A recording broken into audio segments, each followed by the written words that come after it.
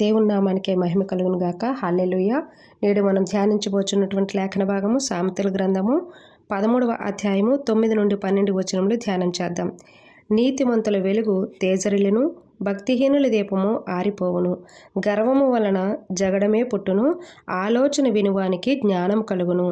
మోసము చేత సంపాదించిన ధనము క్షీణించిపోవును, కష్టము చేసి కూర్చుకొనువాడు తన ఆస్తిని వృద్ధి చేసుకును.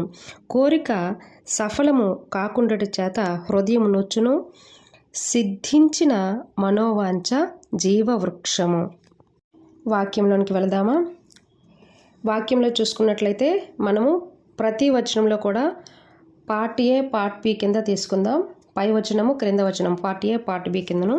అయితే నిజాయితీగా జీవించే వ్యక్తి వెలుగు ఎప్పటికీ కూడా దాగిపోదు. అలాగే మన ప్రతిభ కంటే మన నిజాయితీ మనకు ఎక్కువ కాలం గౌరవాన్ని ఇస్తుంది కదా. ఉదాహరణకు యోసేపు గారిని తీసుకుందాము. ఆయన ఐగుప్తులో బానిసగా ఉన్నప్పటికీ దేవునికి నమ్మకముగాను జీవించాడు. అలాగే ఆ యొక్క యజమానికి తనకివ్వవలసిన గౌరవాన్ని, తనకివ్వవలసినటువంటి స్థానాన్ని తనకి ఇస్తూ లోబడి ఉన్నాడు. అయినప్పటికీ కూడా పోతిఫర్ భార్య తప్పు చేయమని ఆయన్ని ప్రలోభానికి గురి చేసినప్పటికీ కూడా ఆయన తిరస్కరించారు. ఆయనను అన్యాయంగా చెరసాల్లో వేయబడ్డారు. తర్వాత మరి ఆయన నీతి నిజాయితీని బట్టి దేవుడు ఆయన్ని 2వ అధికారిగా ఐగుప్తులో నిలవబెట్టారు. దేవునికి స్తోత్రం కలుగును గాక. ఈ మాటను బట్టి మనకి ఎంతో మరి యోసేపు గారి జీవితం లేదా ఆయన యొక్క వ్యక్తిత్వం మీద గౌరవము కల్పిస్తుంది.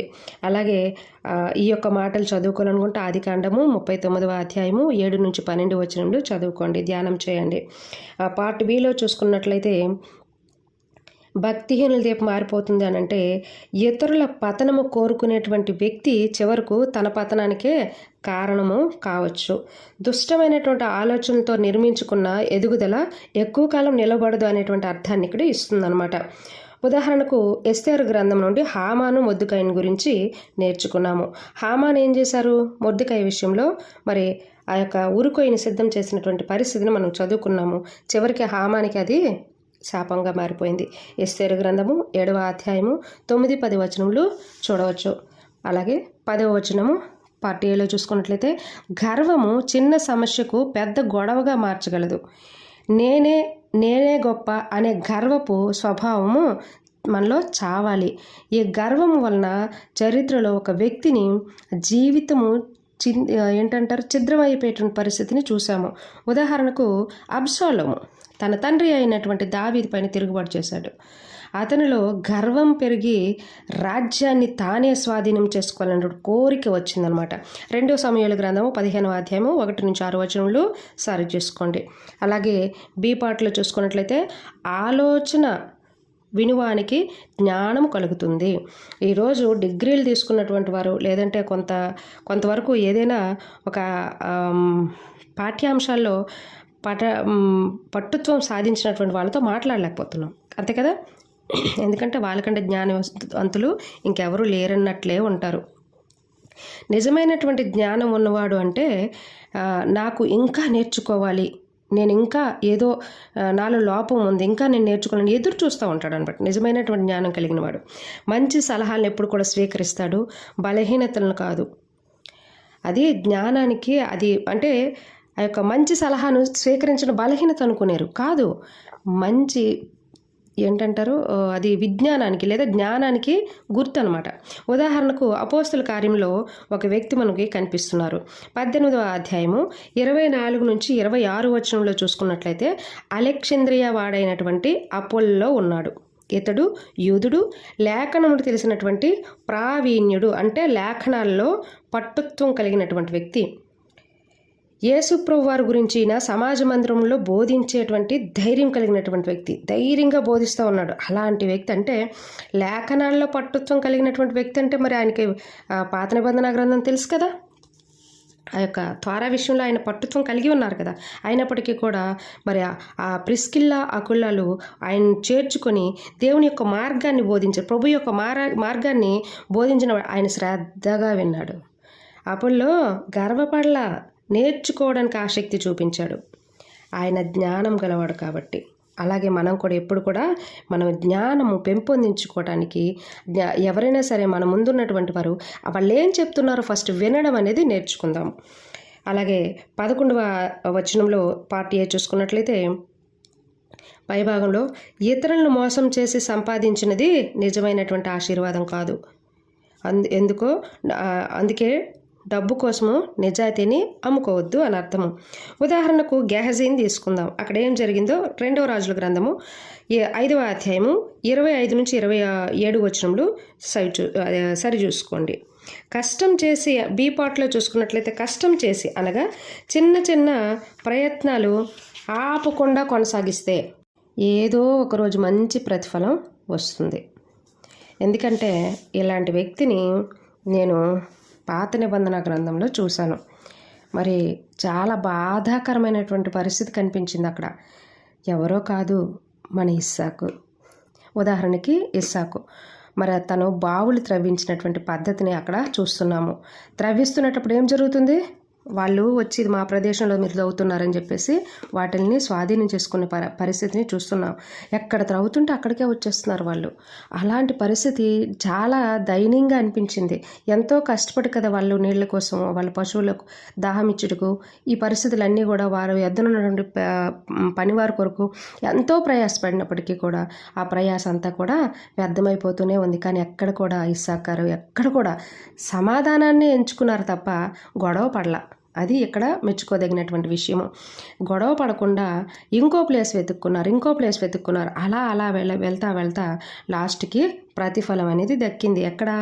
ఆదికాండము 26వ అధ్యాయం 12 నుంచి వీళ్ళు బావులు తవ్వడం స్టార్ట్ చేస్తే 22వ వచనంలో ప్రతిఫలం వచ్చింది. అక్కడ మరి దేవుణ్ణి ఘనపరిచినటువంటి పద్ధతిని చూస్తున్నాము. అలాగే 12వ అధ్యాయము ఈ సెక్షన్లో చూసుకున్నట్లయితే దేవుని యొద్ద ఏదైనా ప్రార్థనకు సమాధానం రాలేదని ప్రార్థన ఆపకూడదు. కన్నీళ్లతో ఎదురు చూసే సమయం కూడా దేవుని ప్రణాళికలో భాగమే కావచ్చు. ఎందుకంటే కొంతమంది ఉంటారు, ప్రార్థన చేస్తున్నాం సమాధానం రాలేదని బాధపడుతూ ఉంటారనమాట. బాధపడద్దు. దేవుని యొక్క మౌనం కూడా నీకు పరీక్షే. దేవుడు ఉన్నాడు అనే భయము ఉన్నప్పుడు ఆయన యొక్క వినికిడి ఉండేటప్పుడు నీకుండే భయము, ఆ క్షణము నీవు దేవునికి భయపడతావు, వినికుడు ఉంది కాబట్టి.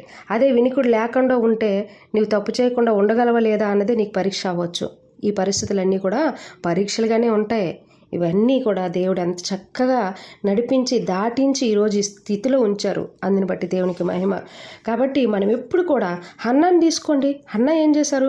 1వ అధ్యాయంలో మరి 10 నుంచి 16 వచనం వరకు కూడా కోరిక కొరకు ఆవిడ, అంటే బిడ్డల కొరకు ఆమె దేవుని దగ్గర నుంచి ఎప్పటి నుంచి అడుగుతుందో పాపం. అది ఎప్పుడు మరి జరిగింది? 1వ సమూయేలు గ్రంథం 2వ అధ్యాయంలో చూసుకోవచ్చు. 1 నుంచి 10 వచనంలో ఆమెకి కుమారుడు పుట్టడం ఈ పరిస్థితి. ఆమె ఏమైనా వదిలేసిందా ఆశని? దేవుడిని వదిలేసిందా? పోనీ దేవుడిని వదిలేసి వెనక్కి వెళ్ళిపోయిందా? లేదు కదా. ఆ ఆశతో, ఆ నిరీక్షణతో, దేవుని మీద నమ్మకం చేత ఆమె ఎదురు చూస్తూ వచ్చింది. మరి ఈ యొక్క మాటలను బట్టి మనం ఏంటి నేర్చుకున్నాం అనేది ప్రశ్నించుకోవాలి. మన జీవితాలు ఎలా ఉండాలో ఎలా ఉండకూడదో ఈ వ్యక్తుల జీవితాలను బట్టి మనము నేర్చుకున్నాము. యోసేపు గారిని చూస్తే ఏ పరిస్థితిని నీ ముందున్నప్పటికీ కూడా వెలుగులా జీవించాలి యోసేపులా. అలాగే హామానులా గర్వించొద్దు. దుష్టత్వంలో వచ్చినటువంటి పరిస్థితులు ఉంటాయి. ఆ దుష్టత్వంతో వచ్చినటువంటి ఎదుగుదల వద్దు. అలాగే అబ్షాలోంలా వద్దు, గర్వపడొద్దు. విభేదాన్ని తెస్తుంది కాబట్టి అపోల్లోలాలు నేర్చుకోవడానికి సిద్ధంగా ఉండండి. గెహజీల మోసంతో సంపాదించాలనే ధనము ఆశీర్వాదం కాదు. అలాంటి పరిస్థితులకు పరుగులెడొద్దు. అలాగే ఇస్సాకుల చిన్న చిన్న ప్రయత్నాలను కొనసాగిస్తే వృద్ధి అనేది కలుగుతుంది. గొడవలు అనేవి ఎక్కడ కూడా లేకుండా సమాధానంతో ముందుకు వెళ్ళాలి. అలాగే హన్నాల ఆలస్యమైనటువంటి ఆశలో దేవుని మీద నమ్మకాన్ని కోల్పోవద్దు. హన్నాల నెరవేర్చబడినటువంటి కోరిక మనసుకు కొత్త జీవాన్ని పోస్తుంది. ఈ మాటలు మన జీవితాల్లో వెలుగులు నింపాలని, మరి పరిశుద్ధ లేఖనాల్లో రాయబడినటువంటి విషయాలను మన జీవితంతో పోల్చుకుంటే మరి మన జీవితాలు చాలా చిన్నవి, మన అనుభవాలు చాలా తక్కువే. పరిశుద్ధ లేఖనాల్లో రాయబడినటువంటి ప్రతి ఒక్కరి జీవితం కూడా వారు ఎన్నో ఆటుపోట్లను ఎదుర్కొన్నారు. ఆ పాఠాలన్నీ కూడా మనకి ఎంతో బోధగా ఉంది. ఎంతో వారు బోధించేటువంటి మార్గదర్శకులుగా ఉన్నారు కాబట్టి వాటిని మనం తీసుకుంటూ ప్రార్థన చేద్దాం. విశ్వాసం పెట్టవద్దు.